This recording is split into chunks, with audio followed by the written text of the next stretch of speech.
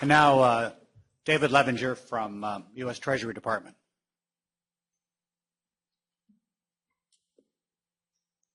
Thanks. It's a pleasure to be here.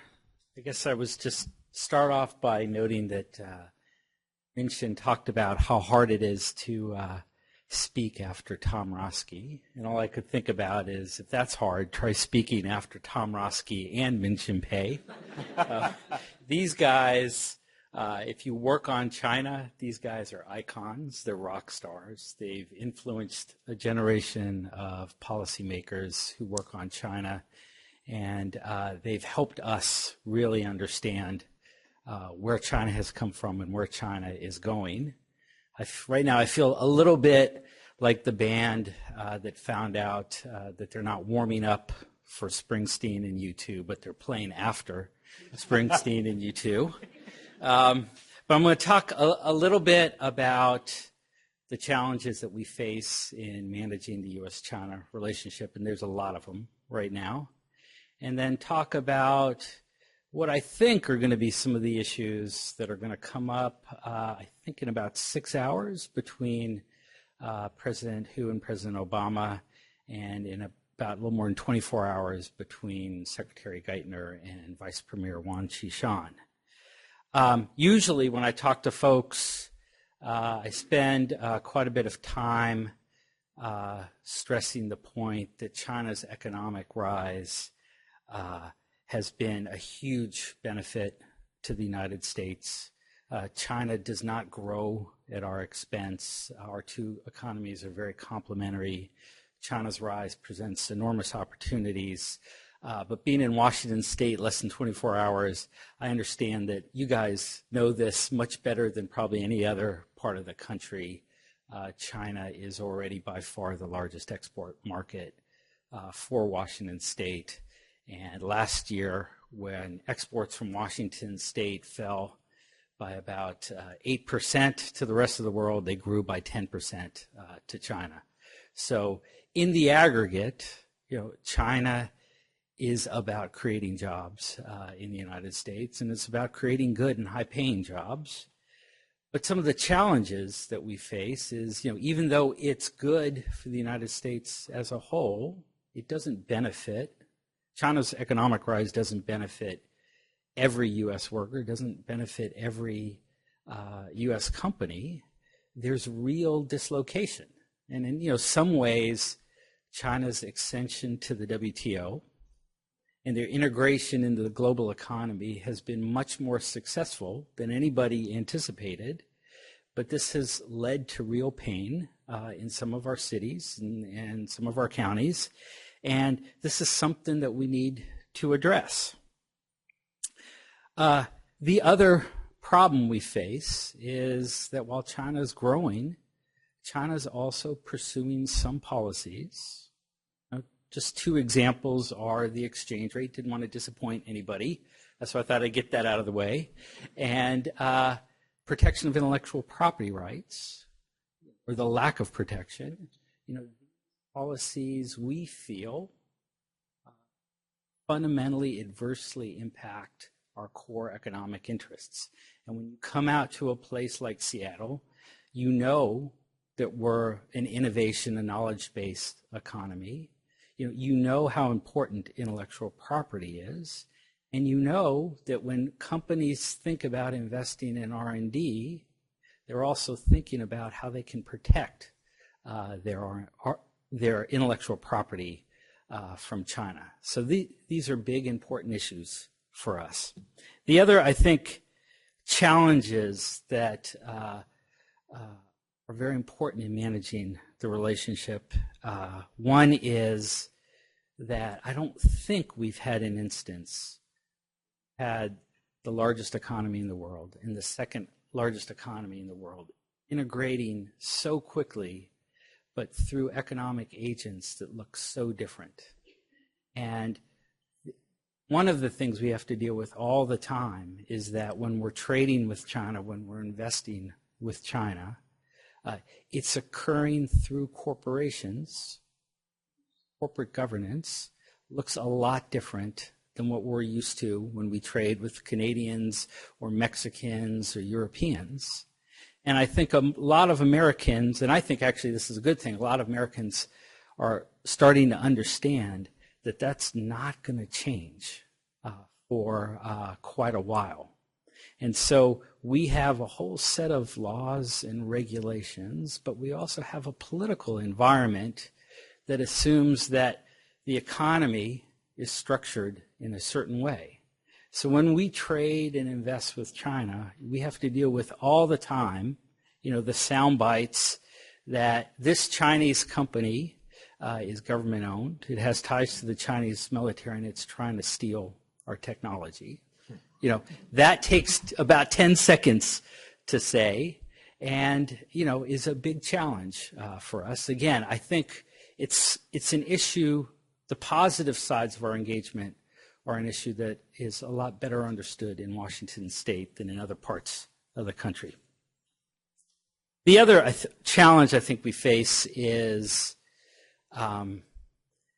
that we have one perspective when we look at kind of the economic relationship, but the U.S.-China relationship is very large and multifaceted. The economic relationship, can be about let's grow the pie. It can be win-win, but there's other aspects of the relationship, the security aspects, the human rights aspects, the foreign policy aspects, where there's a lot more ambiguity about China's rise and its implications for the United States. And one of the problems we face is that a growing Chinese economy means a growing capacity to project military force, to influence other countries around the world. And when I started my career at Treasury in the early 1990s, we were dealing with Japan's rise. And what was very different back then is security, the foreign policy establishment. Japan was a military ally, China's not. And the foreign policy and security establishment in the United States would always kind of make sure that when we had trade disputes, they kind of didn't get too wacky or crazy, because the U.S.-Japan relationship was very important for our foreign policy and national security. And, we have a national security establishment that views China very differently than it views Japan, just as the PLA views the U.S. with some ambiguity. And again, this is what makes managing the U.S.-China relationship never boring. The other important thing is, we realize now we're not going to solve any of our global problems. Global warming, another trade round, development in Africa. We're not going to solve any of this unless there's good U.S.-China cooperation. But I also think it's a bit healthy that, there was time, just a couple of years ago, there was some talk. I don't think it was ever serious talk, but there was a lot of talk about whether U.S.-China relationship was going to be the new G2. I think, now we realize that the U.S. and China, their core interests just don't intersect enough yet that we can talk about a G2. And I think part of the President's trip to Asia this week, it's very important for us to have very strong relationships with other countries in Asia. And I think it's very important for our relationship with China, for China to see that the U.S. has very strong, healthy relationships with Japan, Korea, Indonesia, India, and other economies in Asia. We always feel like the best way to deal with any of these challenges is to have sustained high-level engagement, build a relationship of trust, not only with senior officials, but with academics, think tankers, businesses, and all levels of government officials. And that's largely what we're trying to do in the U.S.-China strategic economic dialogue. And we've realized also that China's transformed itself. It's no longer, if it ever was, just getting 15 minutes with the big man, with President Hu or Premier Wen, so you could explain to them what good economic policy is, and then you have a moment where they slap the forehead, turn to their aides and say, why didn't you tell me this? They pick up the phone and you've solved all the problems. I mean, we understand that China's a big, decentralized, complicated place, and if we're going to positively affect the trajectory of China's growth and the trajectory of China's interaction with the United States, we can't just talk to the same guys in Beijing. We have to get out to the provinces and municipalities. We have to get out in the Chinese media and talk to the Chinese public. Chinese politicians are hemmed in like anybody else by the politics. And, there's a lot of times they know what they need to do, just like in Washington, believe it or not. 9 times out of 10, we know what we need to do.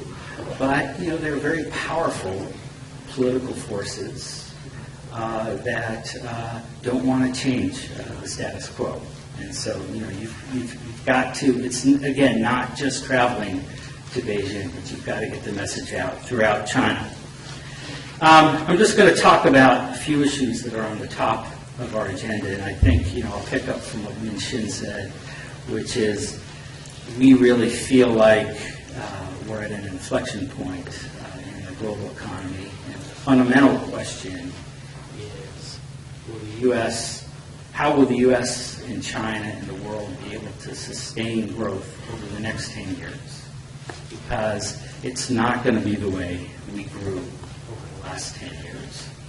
And, just to give you a perspective of how we see things, roughly from 1998 to 2008, China's accession to the WTO, this was an incredible period for Chinese growth. It was also an incredible period for U.S. growth. In a bit, it's somewhat of an oversimplification to say this was led by China exporting into asset and credit fueled consumption boom in the United States. But on the other hand, it's very important for Americans and Chinese to understand, that the period where Americans, could get easy credit, could refinance their house, twice a year, take out equity and go down to the department store and buy Chinese goods. Those days are gone. And we hope, they're probably not coming back for a long time, if ever. And so both the U.S. and China need to find a new way to grow and create jobs. We feel like the recovery is, gaining strength in the United States. But, as Tom said, whatever letter it is, it's not a V. I don't think it's a U. It might look a bit more like a Chinese character than part of the Latin alphabet.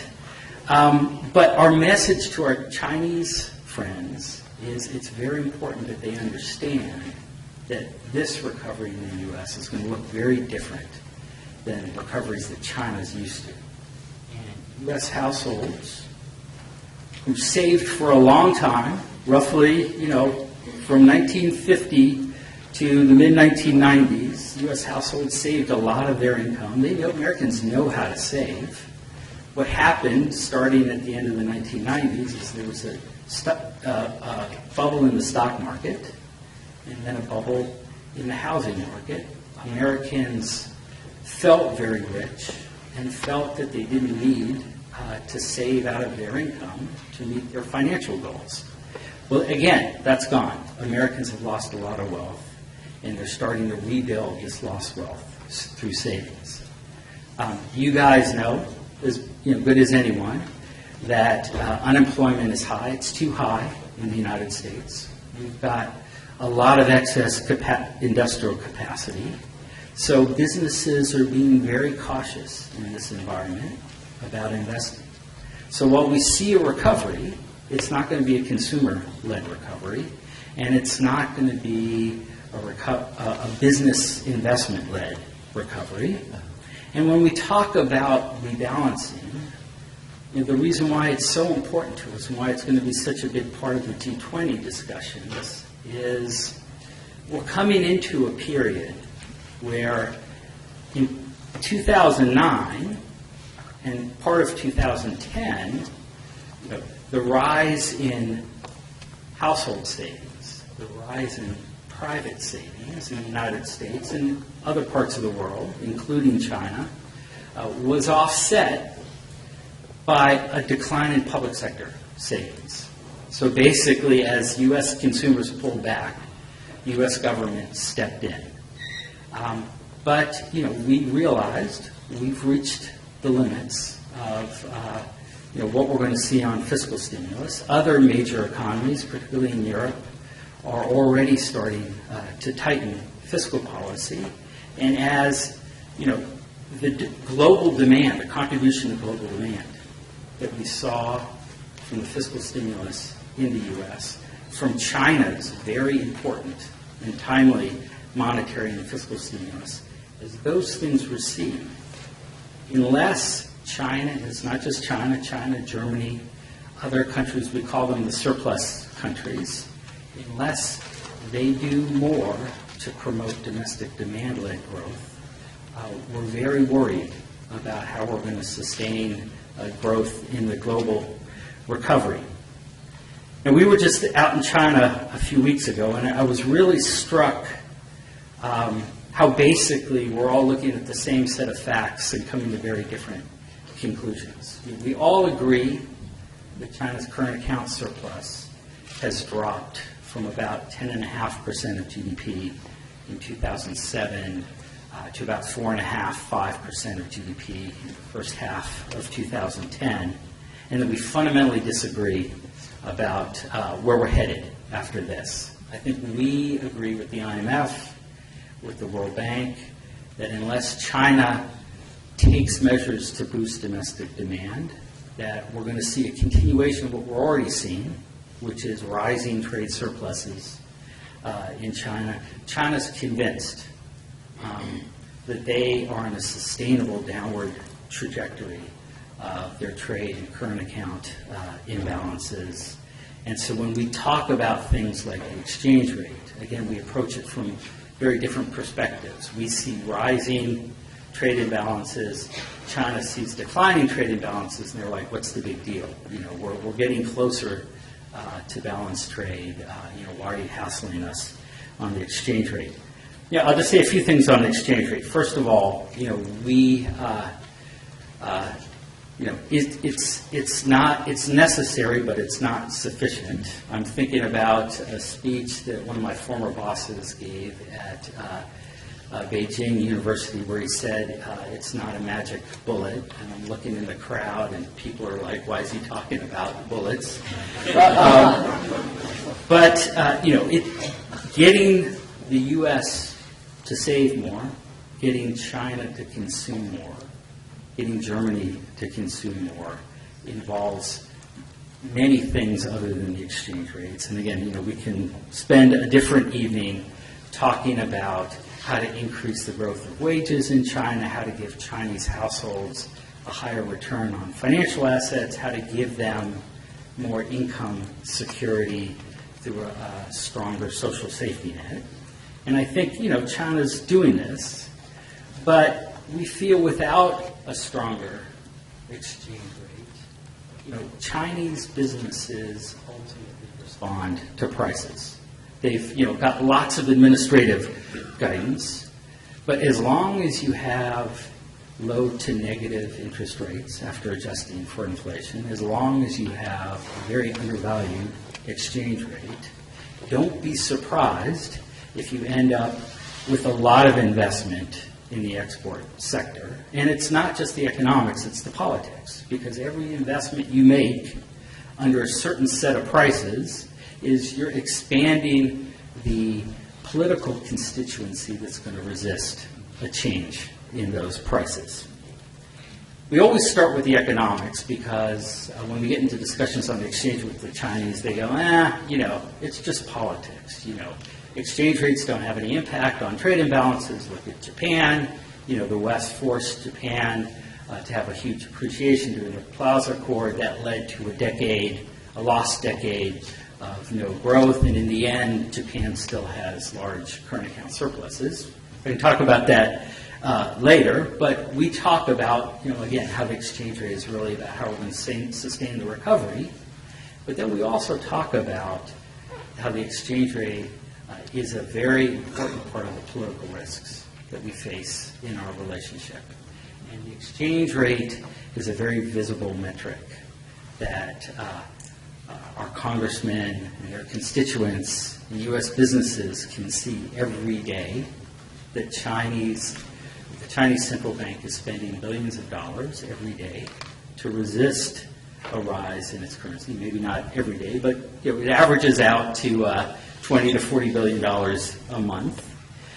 And it's not just China. We feel that China's resistance to let its currency rise makes other countries more resistant to let their currency rise. And so it's really inhibiting, not, again, rebalancing just in China, but in the world. And it's something that people can very visibly see. So we feel like, if we're not able to manage the exchange rate issue, there's real risks to our broader economic relationship. Now, what we're trying to do in the G20 is, we feel fundamentally that rebalancing global growth in managing issues like the exchange rate, it's a multilateral issue. First of all, it's not just about the U.S. and China, it's about the world. Second of all, we always feel like we want to be very careful when we engage with China that we not strengthen the political hand of interests that oppose reform. And we understand very well that, changing politics in any country is all about spin. And the easiest way you can stop any reform in China is to spin it as, hey, are you going to stand up to or cave to foreign pressure? And, there is a pervasive view that the West is trying to prevent China's rise. And if the U.S. is for something, it, by definition, must be bad for China. We don't feel that's true. A stronger exchange rate is not the end of China's growth. It's how China's growth is going to continue. But we do feel that it's much more effective if we can get other countries, not just the U.S. and not just Europe, and not Japan, given U.S.-Chinese-Japanese relations. But if it's just a European-U.S. issue with China, then they just paint that as these are the imperialists that have been trying to keep China down. And by the way, they're the gang that screw up the global economy in the first place.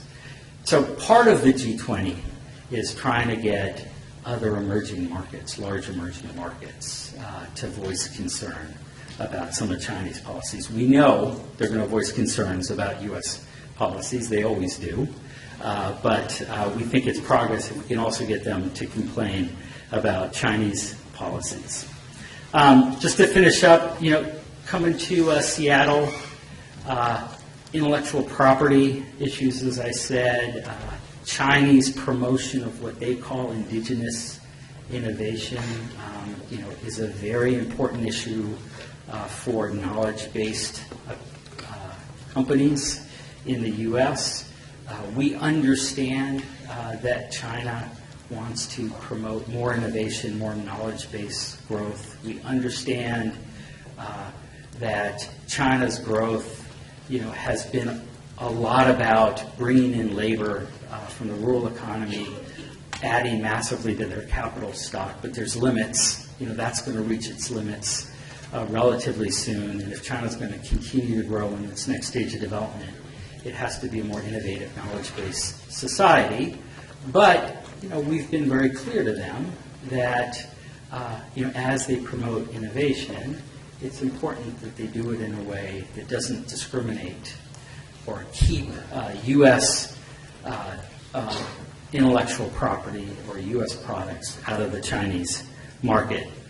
The last issue, again, and this is a big part of our G20 agenda, is, as China rises, it's very important that we bring China into the full array of institutions and conventions that govern international economics and finance. I think, as Tom mentioned, this has always been a challenge with a rising power. To give you a few examples, China is still not a member of the WTO Code on Government Procurement. And it didn't matter, when this agreement was negotiated in the middle of the 1980s, nobody cared whether China was in or out. China was a negligible part of the government procurement market.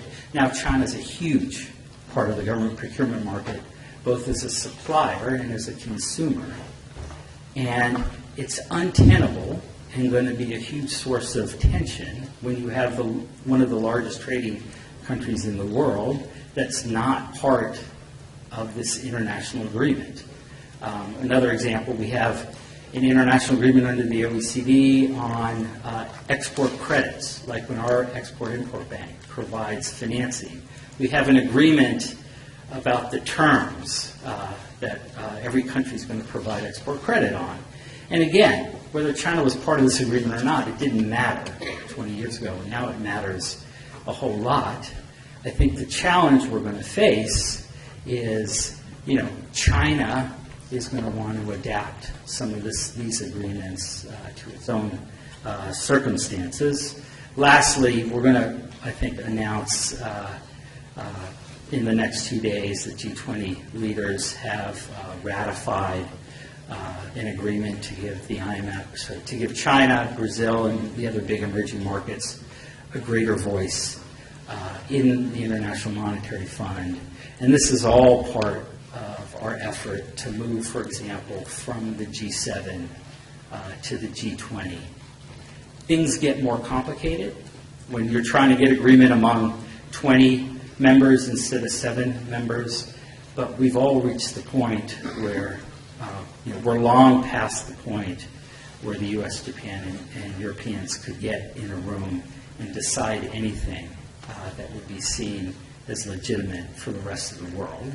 So we think the IMF, we think the World Bank, we think the Asian Development Bank have important roles to play in global financial stability, in global development, but they're not going to be effective unless they're viewed as legitimate by the rest of the world. And for that to happen, certainly China and other developing economies. Thanks.